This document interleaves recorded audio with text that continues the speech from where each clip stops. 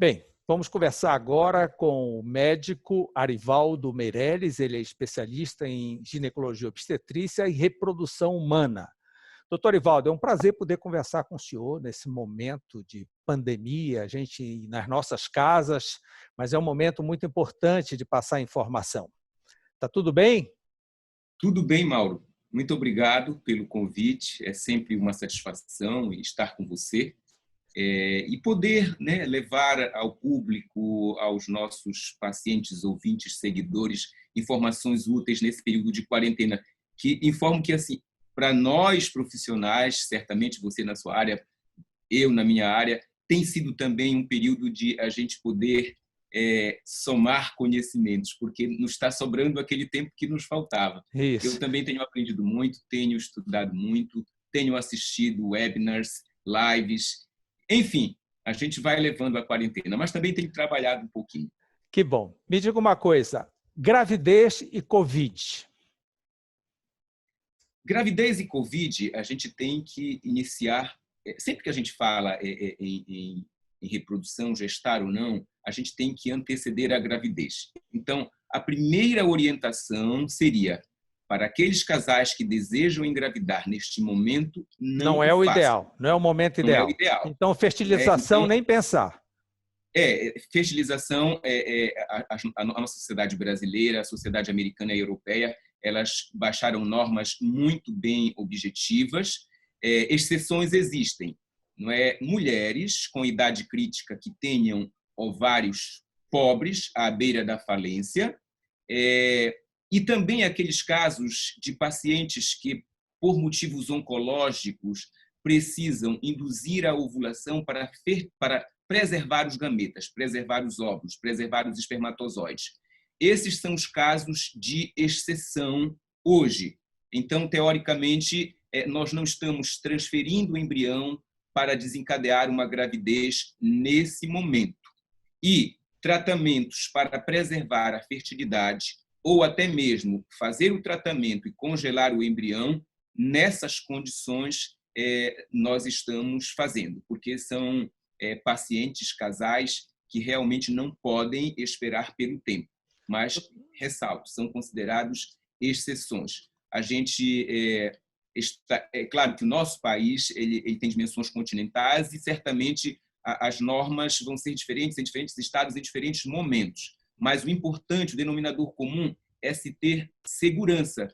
Hoje, Mauro, por exemplo, fica até difícil nós fazermos o atendimento, porque assim, os nossos auxiliares, os nossos técnicos, o nosso atendimento, a gente realmente não tem certeza se eles estão saudáveis. Então, por isso, existe limitação hoje até para prestar o atendimento rotineiro. Como é que o senhor está fazendo, por exemplo, consulta pré-natal, que não pode ser virtual, tem que ser presencial? Como é que está sendo feito? Presencial.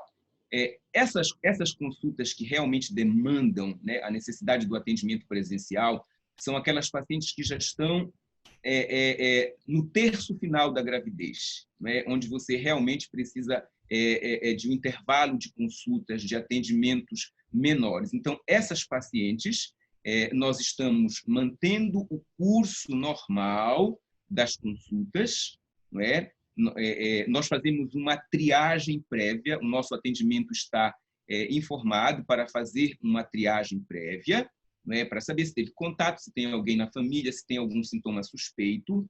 Nós limitamos o número de casais na recepção, o intervalo entre uma consulta e outra aumentou, no máximo nós temos 2 casais no atendimento. Se chegar um terceiro, a gente pede para comunicar antes, fica aguardando, por exemplo, numa sala ou no estacionamento, para que a gente minimize o contato. Por exemplo, o acompanhante, com raras exceções, participa da consulta. É uma forma também de minimizar, porque assim, Mauro, o médico ele precisa se proteger porque ele é útil não para um paciente, para vários. Então, ele não pode ser infectado por um paciente em detrimento dos outros. Então, esse cuidado a mais nós temos.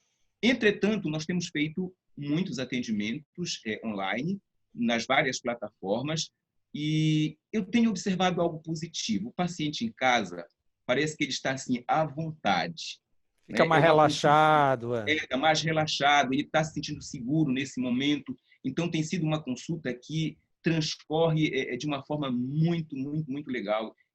Realmente, a gente seleciona, né, pacientes que tenham sintomas, um sangramento, uma dor, uma contração. É claro que esse paciente a gente não vai poder atender online, mas assim, nós temos feito da seguinte forma: os casais enviam os exames, né, digitalizados, a gente tem tempo de avaliar o exame no intervalo, antes de iniciar o atendimento, e aí a gente realmente tem informações, nós temos acesso remoto aos prontuários, então é uma consulta que realmente, neste momento, consegue satisfazer, né, as necessidades do paciente e também as nossas necessidades como médico, né, frente ao atendimento, de uma forma satisfatória. Doutor Esse é mais Arivaldo, um ganho que a pandemia vai nos deixar. Nessa quarentena, eu assisti na televisão os procedimentos de parto nos Estados Unidos. A mãe deixa o hospital sozinha. A criança só sai depois de uma semana sozinha. O emocional não está contando, a amamentação muito menos. Qual o protocolo realizado aqui? No Brasil, nós temos algumas diferenças em função das peculiaridades do nosso país. Por exemplo, nos Estados Unidos, só estão orientando a amamentação imediata aqueles hospitais que fazem parte de uma rede de hospital amigo da amamentação e que assinaram um compromisso. Mas isso com normas muito restritas e cuidados extremamente minuciosos. Aqui, como nos países, né, do terceiro mundo, eu não estou colocando só o atendimento privado, eu estou colocando o atendimento global. A norma é: se o paciente que deu à luz esteja infectado, não é, possa ter os cuidados habituais de higiene, proteção, né, do trato respiratório, não esteja em fase aguda, ou seja, ele tem condições de amamentar, manifeste o desejo, né, porque se uma mãe me disser assim: não, doutor, eu não quero amamentar, eu quero preservar a transmissão para o meu filho, eu não posso forçar essa mãe, mas desde que ela manifeste o desejo para amamentar, a criança deve ser mantida em aleitamento conjunto, com o berço estando a uma distância de pelo menos 2 metros do berço da mãe, no mesmo quarto, e a mãe pode amamentar, protegida por avental, por máscara e respeitando a higiene. Então, aqui, a norma é se recomendar a amamentação. O bebê, desde que a mãe apresente condições de saúde, em condições de alta, recebe a alta junto com a mãe. É claro que exceções sempre existem, mas os casos em que não demanda, né, a internação prolongada da mãe, invariavelmente o bebê tem saído com a mãe. Porque tem uma peculiaridade: mesmo havendo a transmissão mãe-feto, a repercussão no bebê é totalmente diferente. Porque o bebê ele tem os tais receptores que acoplam o vírus à célula, o bebê ele é pobre nesses receptores. Então, o vírus não tem a mesma ação. Doutor Arivaldo, existe algum caso do leite materno como vetor, como transmissor? Mauro, eu tive o cuidado de ler a última publicação do Colégio Americano, que saiu anteontem. E foi uma compilação de estudos onde nós não temos evidência da presença do vírus no leite materno, tá? Como também nós não temos comprovadamente a presença do vírus no sangue do cordão umbilical, não é? Nós não temos informações ainda a respeito do primeiro trimestre da gravidez, né? Porque o primeiro trimestre, as pacientes que vão nascer agora, elas engravidaram em dezembro, janeiro, então nós ainda não temos esses casos. Mas as pacientes que estavam no segundo e no terceiro trimestre, nós já temos publicações suficientes para respaldar a informação grávida com dados em base na literatura, né? Então, assim, hoje não se tem consenso para afirmar que o vírus está presente no leite materno e também no sangue do cordão umbilical. Ele chega até a placenta, provocando reação inflamatória na placenta, desencadeando com isso a antecipação do trabalho de parto. Esse é o grande efeito que o vírus tem produzido hoje. a prematuridade, não é? Então, as gravidezes elas têm ocorrido com pelo menos 4 a 8 semanas de antecedência naquelas pacientes que já estão no terceiro trimestre e têm a infecção viral clinicamente manifesta. Então, a prematuridade. Doutor Arivaldo, a gente sabe que existe uma preocupação muito grande com trombose nas grávidas. E agora apareceu a trombose como uma preocupação grande na COVID. O trombo sim. é frequente. Quando a gente fala em trombo, é importante que se ressalte que a grávida ela está numa condição especial. A placenta ela tem um tecido com uma microvascularização e só ocorre durante a gravidez. Nós não temos esse tecido fora da gravidez. E é um tecido muito suscetível à microtrombose.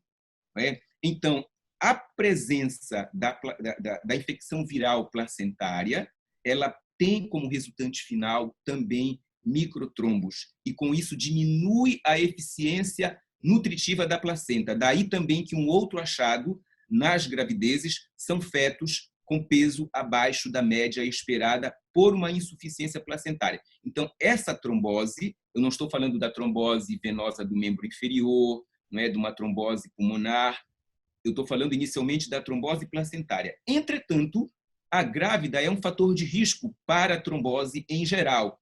Então, cada fator protrombótico que se soma a ela é um risco a mais que se soma também nesse contexto. Então, é claro que nós vamos ter muito cuidado, não é, em eleger aquelas grávidas que, de forma eletiva, necessitem de uma anticoagulação preventiva ou, em casos raros, terapêutica. Mas, de certa forma, é um fator a mais.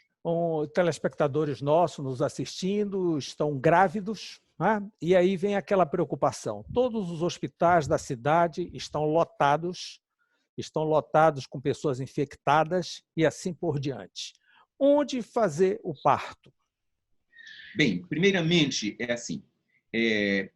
bem precocemente, os hospitais da rede pública que fazem atendimento, eles fizeram normas de atendimento específico para grávidas. Vamos levar o exemplo, a Santa Casa. A Santa Casa, muito precocemente, estabeleceu um protocolo de atendimento muito bem estabelecido, apresentou esse protocolo para os profissionais, teve cuidado com as instalações, ou seja, os hospitais que cumpriram isso são os hospitais realmente que vão receber esses pacientes. Na iniciativa privada, né, hoje eu atuo basicamente na iniciativa privada, os hospitais também desenvolveram protocolos, né, nos hospitais onde eu atendo, eu observei o uso adequado dos EPIs, não é? E os protocolos de atendimento na sala de parto, seja o parto vaginal, seja o parto cirúrgico.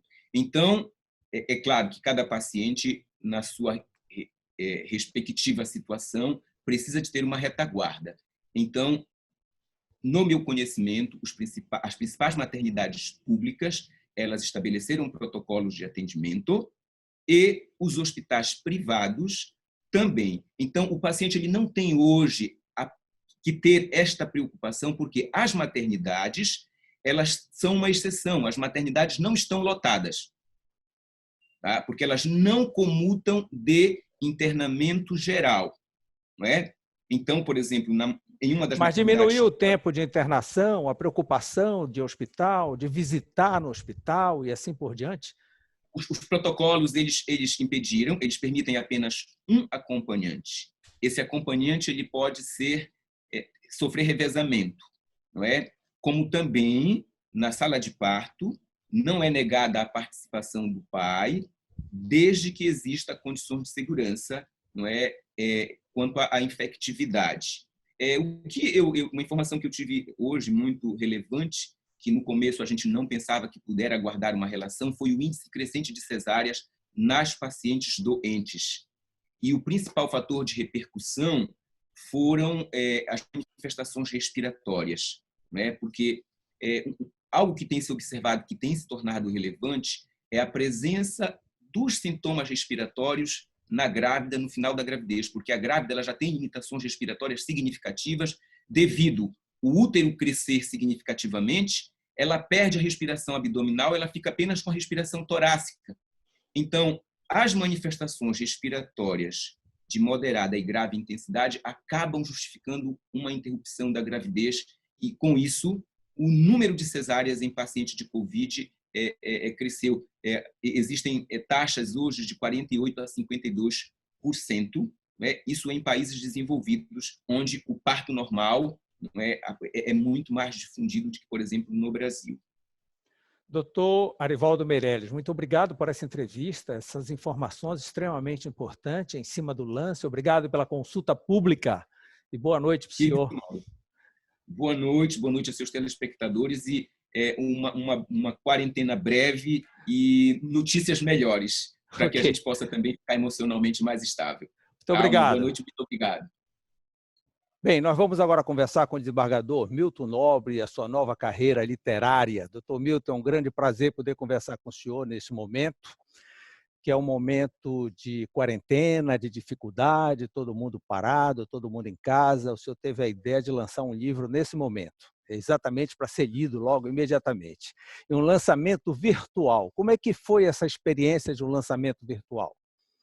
Olha, Mauro, foi muito boa pelos resultados que estão me dizendo.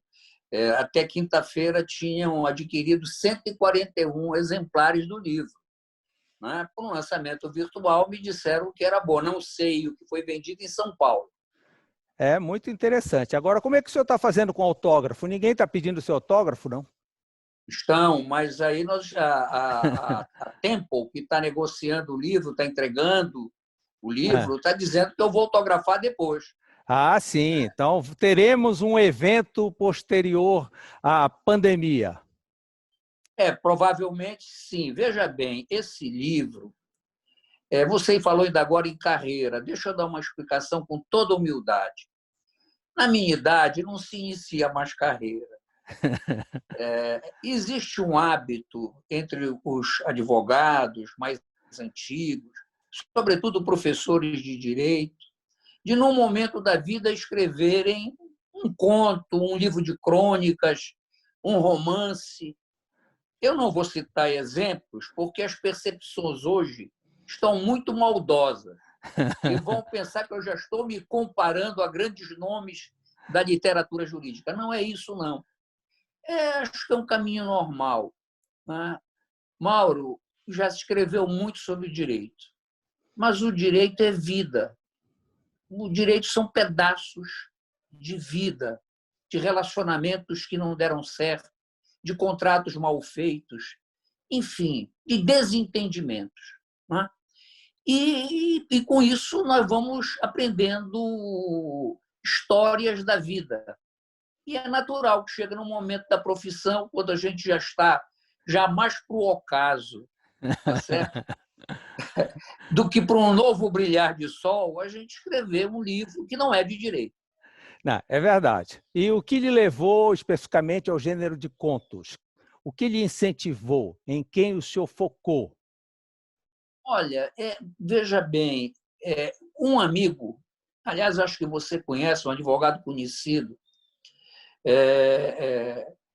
começou a me falar: por que você conta história? Por que você não põe no papel? Tá certo? Por que você não escreve um livro? Eu, inclusive, na nota que fiz do livro, agradeço a ele de ter me incentivado a isso. É o advogado Célio Simões, né? É o Célio Simões. E eu só publiquei porque eu sempre disse, inclusive a um amigo comum nosso, que é o Valber, eu só publicaria no dia que a Marilis Tupiaçu me desse o imprimatur. Porque a Marilis, além de uma profunda conhecedora da língua portuguesa, ela é uma crítica literária.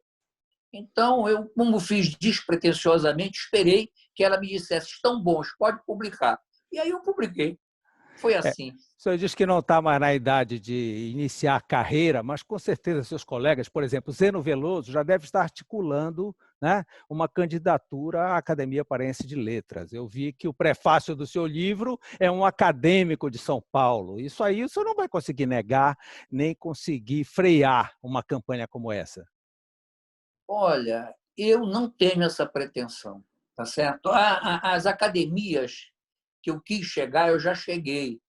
Eu fui presidente da Academia de Letras Jurídicas. Aliás, eu acho que eu sou um caso ímpar aqui em Belém. Eu sou o único advogado que presidiu a Ordem, presidiu o Instituto dos Advogados e presidiu a Academia Paraense de Letras Jurídicas. Presidiu as três.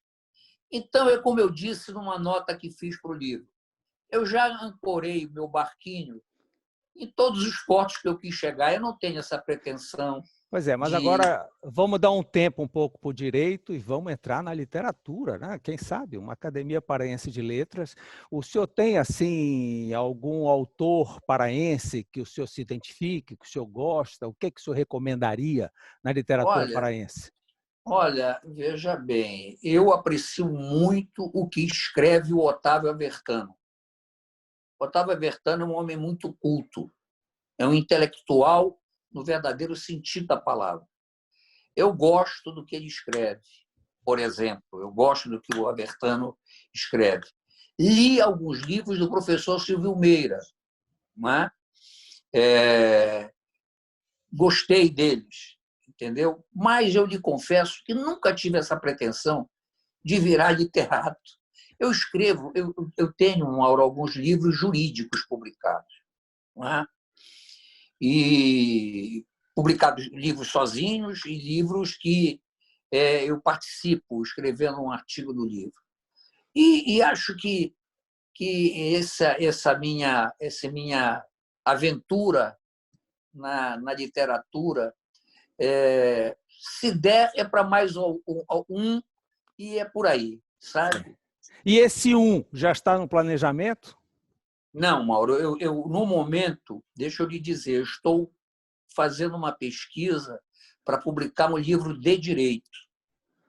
Eu estou fazendo pesquisa sobre teoria da decisão judicial. Como é que os juízes no Brasil decidem?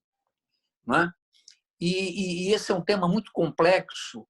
Eu tenho uma certa dificuldade, Mauro, porque eu leio relativamente direitinho em inglês, francês e espanhol. Estudo hoje italiano. Eu estou estudando italiano, mas eu não leio em alemão. Eu tenho essa dificuldade. E o direito alemão tem muito para nos dizer, porque é um direito escrito como o nosso, diferentemente do americano e do inglês, né? Enfim, dos países da common law, né? Que têm um direito de linha diferente. E aí, com dificuldade, eu leio de segunda mão. Eu leio de alguém que traduziu do alemão. E isso é complicado, tá certo? É complicado. Né? O tradutor, às vezes, é traidor, dizem, né? Doutor Milton, esse momento que nós estamos passando de grande dificuldade no mundo todo, mas nós estamos agora enfrentando uma crise institucional no Brasil, poder executivo com o judiciário, o legislativo no meio e assim por diante. A sua experiência é muito vasta nisso, o senhor já deve ter visto isso várias vezes. Dê uma opinião sobre esse momento. Olha, deixa eu lhe dizer, o momento é difícil por tudo, né? Não só pelos efeitos da pandemia. O Brasil tem uma democracia, uma Constituição avançadíssima, e as instituições estão funcionando, né? Com toda a tensão que existe, porque não existe democracia sem tensão. Você vê nos Estados Unidos, acabaram de sepultar um processo de impeachment do Trump. Quer dizer, isso faz parte da democracia, né? E o Brasil tem uma dificuldade. Nós fomos muito tempo monarquia. Nós fomos 300, quase 400 anos monarquia e temos 100 e tanto de república. Então, é complicado, não é? Porque nós temos alguns vezos do autoritarismo, do patrimonialismo, da época imperial. Os presidentes, às vezes, tentam ser imperiais. Então, isso é muito complicado, seja de direita, seja de esquerda. Os presidentes tendem a ser imperiais. E isso gera tensões, não é? E hoje, os poderes estão bem divididos e as instituições estão funcionando. Então, eu acho que vai ser resolvido pelos mecanismos democráticos. Tá certo? As Forças Armadas brasileiras hoje estão nos quartéis aonde devem ficar, tá certo? São nossas garantias de defesa externa e só são chamadas para socorrer por um dos poderes quando necessário. Não creio, os militares brasileiros são altamente profissionais. Eu sou irmão de um oficial de carreira do Exército. Hoje, os generais brasileiros são preparadíssimos. Não são só preparados, são preparadíssimos. São homens que dominam 2 ou 3 idiomas. Então, são homens que leem nas fontes, estão antenados, estão no lugar certo. Estão lá esperando para cumprir o seu dever num momento em que realmente a nação precisa. Eu não temo nenhuma fricção maior. Que bom, que bom. E do lado da saúde, qual é a sua opinião desse momento? Nós estamos vendo aqui o norte do país com complicação, nossa cidade não tão ruim quanto os vizinhos, mas também em dificuldades. Diferente daquilo que nos diziam, que em função do calor nós não teríamos todo esse problema, e agora nós estamos aguardando um pico lá pelo dia 14 deste mês. Como é que o senhor vê isso? Eu acho que o pico é exatamente por aí. Veja, o Brasil, fruto de ter sido império e ter sido monarquia durante muito tempo, como colônia e depois como império, tem um veso, ao invés dele cuidar do que deve, saúde, educação e segurança, ele tem investimento até em fábrica de cosmético. Um BNDES, a economia merece ser incentivada? Merece, sim, sem dúvida nenhuma. Ela alavanca o restante.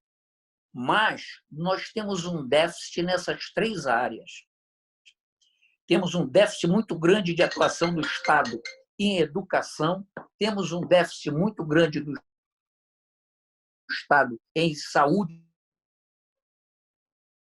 São investimentos caros. Educação é cara, saúde é cara, e segurança é caro também. E o Estado brasileiro não é de hoje que tem esse déficit.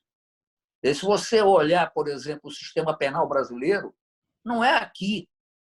O Brasil é um país que prende muito. Nós temos mais de 700 mil presos no Brasil. E você vê que o Supremo já disse que o Estado é o Estado inconstitucional do sistema penal brasileiro. Quer dizer, o Pará até está andando melhor agora. Justiça se faça ao doutor Jarbas, que está impondo ordem interna dentro dos presídios. Mas nós temos problemas muito grandes em outros estados. E isso eu acho que é um defeito do Estado brasileiro, que ao invés de se ter foco, aliás, o ministro da Saúde que saiu falava muito nisso, é preciso ter foco. O Estado tem foco no que não deve e desfoca aquilo que deve. É lamentável. Vamos torcer para que a gente consiga passar essa curva o quanto antes. Bem, eu tenho que agradecer essa entrevista literária, política, mas de experiência, de um homem que já viveu sobre vários momentos, sempre também antenado, em cima do lance, que para nós sempre traz novidades. Muito obrigado pela entrevista, sucesso aí nesse lançamento que continua. A vantagem do lançamento virtual é que ele é longo, e a gente aguarda depois da pandemia o momento para o autógrafo. Eu já estou com o meu livro, só falta o autógrafo. Muito obrigado, Mauro. Olha, obrigado pela oportunidade, tá certo? Nós, homens do livro, da lei, quase não damos entrevista. Eu faço questão de falar sobretudo para um jornalista inteligente como você. Muito obrigado pela oportunidade que está me dando hoje. O senhor foi um dos únicos presidentes do Tribunal de Justiça que concedeu entrevista na televisão, aqui no Pará. Isso é muito importante e eu não esqueço. Um grande abraço e boa noite. Boa noite aos seus telespectadores também. Bem, espero que você tenha gostado de todas as conversas de hoje e na próxima segunda-feira, no mesmo horário, estaremos de volta. Até lá e fique em casa.